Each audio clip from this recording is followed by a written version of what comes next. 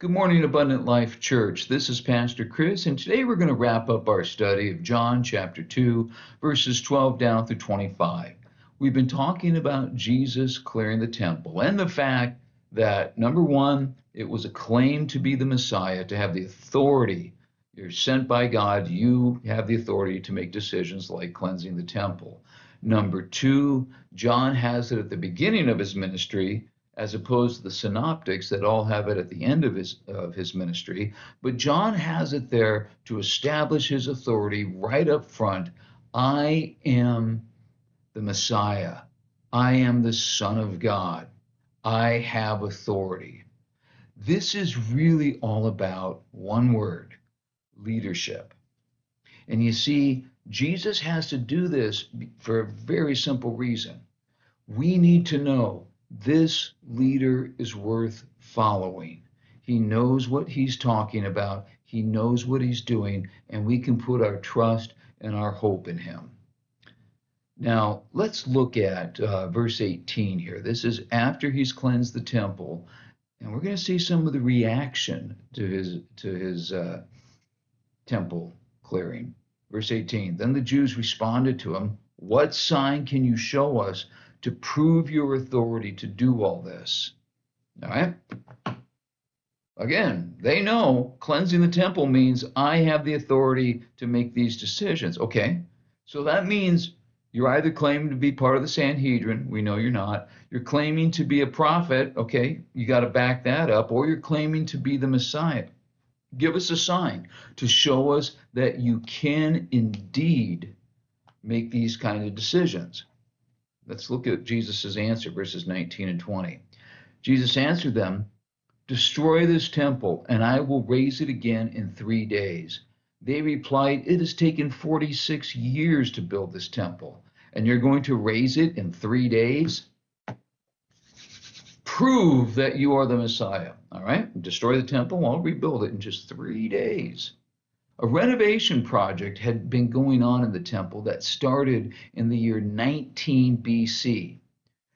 That meant about this time now, 46 years had passed because Jesus was about 30.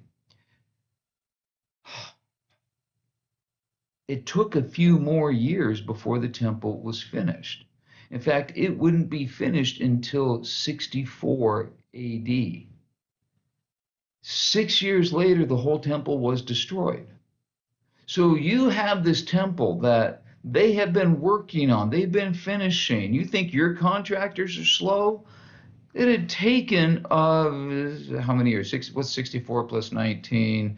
83 years to get the temple all finished. And like I say, it lasted 6 years and then it was destroyed. The people here talking to Jesus had probably, most of them, never seen it when it wasn't under construction, when there wasn't scaffolding, when there wasn't something going on. And now Jesus says, I could have gotten all this done in 3 days. No, you can't. Nobody could do that. But you know what he was really talking about, don't you? Verses 21 and 22. But the temple he had spoken of was his body. After he was raised from the dead, his disciples recalled what he said. They believed the scripture and the words that Jesus has spoken. You see, John now is writing decades after these events, after Jesus rose from the dead, and he has the benefit of hindsight. We have that same benefit. We know how the story ends.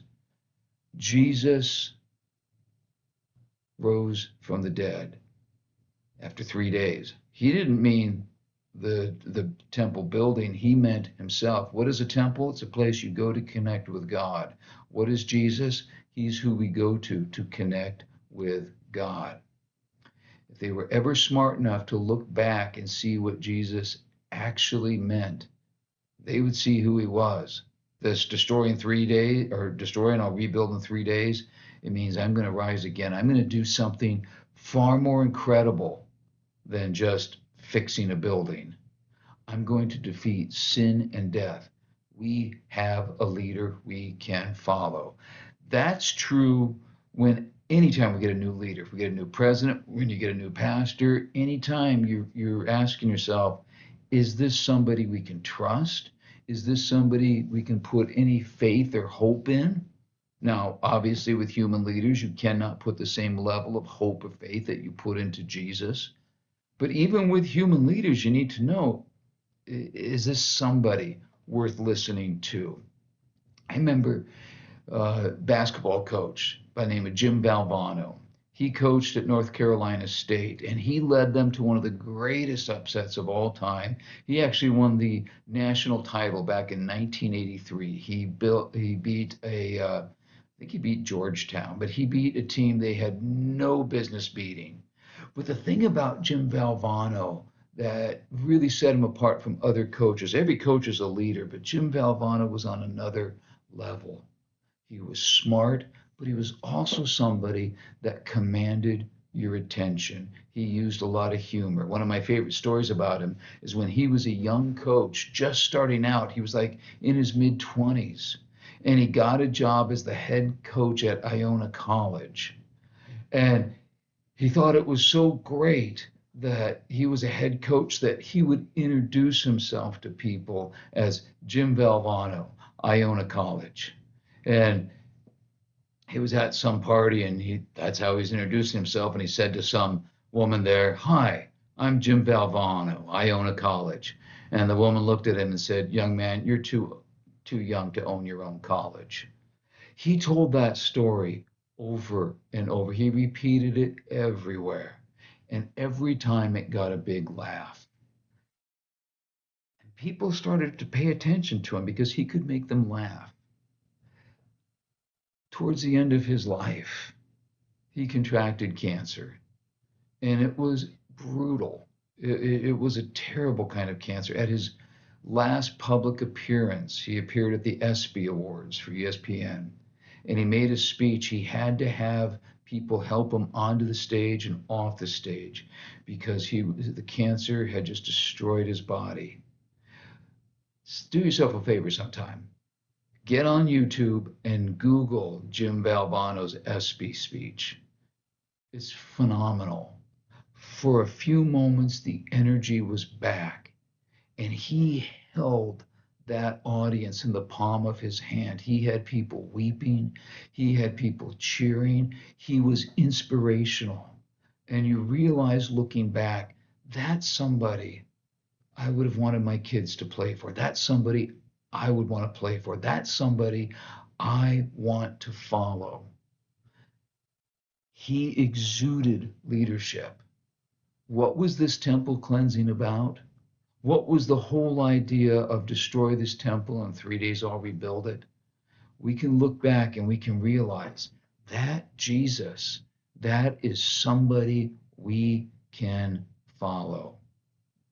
Nobody gets to play for Jim Valvano anymore. He died 40 years ago. Jesus died almost 2,000 years ago, but the awesome thing is we can still follow him. He's still alive. Have a great day. We'll see you next time.